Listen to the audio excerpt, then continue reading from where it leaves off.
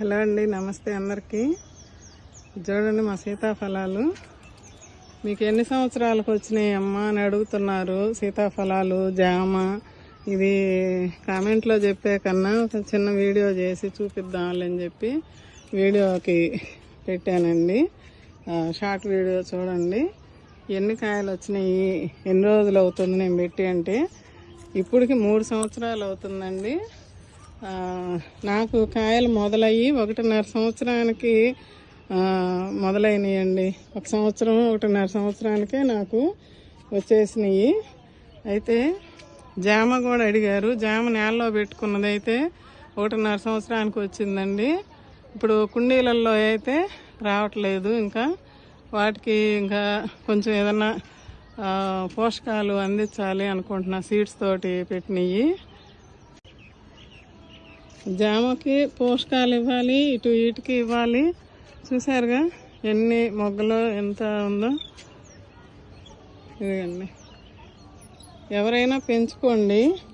ఇప్పుడు నా దగ్గర ఇంకా అక్కడక్కడ పడి మొలుస్తూనే ఉన్నాయి.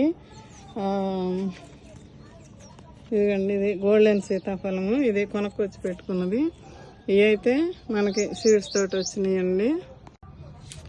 ఇదిగండి, ఇక్కడ ఒకటి ఉంది. ఇది మా చెట్లు మేము తిని మామూలుగా కిచెన్ వేస్ట్లో వేసినవి పడి మొలుస్తుంటాయి కదా, ఆ మొక్క అండి. ఇది పెట్టి 4 నెలలు అవుతుంది.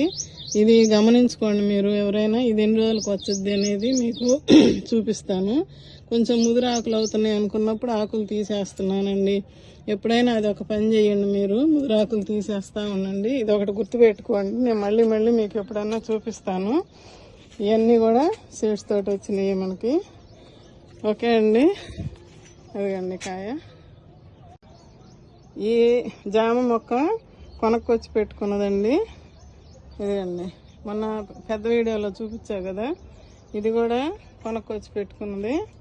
మా దొడ్లో ఉన్న జామ మొక్క అయితే సీడ్స్ తోటి వచ్చిందండి. అది బాగా కాపు వచ్చింది, పెద్ద కాయ. ఈ 3 చెట్లు నాకు సీడ్స్ తోటి వచ్చినాయండి. ఇది ఇంకా అయితే కాపు రాలేదు. దీనికి కొంచెం తవ్వుకొని మెన్యూర్లు ఏమన్నా ఇచ్చుకోవాలి, ఎరువులు ఇవ్వాలి. ఆ పని చేసి చూపిస్తానండి మళ్ళీ ఇంకొక వీడియోలో. ఇది ఇంకొక చెట్టు అండి. ఇదండి 3 ఇయర్స్కి ఇప్పుడు నాకు 1.5 సంవత్సరానికే కాపు వచ్చింది. మీరు పెంచుకోండి. విత్తనాలతోటి పడి మొలిసినవి ఏదైనా ఉంటే పెంచుకోండి. మంచిగా కాయలు వస్తాయండి. కొంచెం వెయిట్ చేయాలి.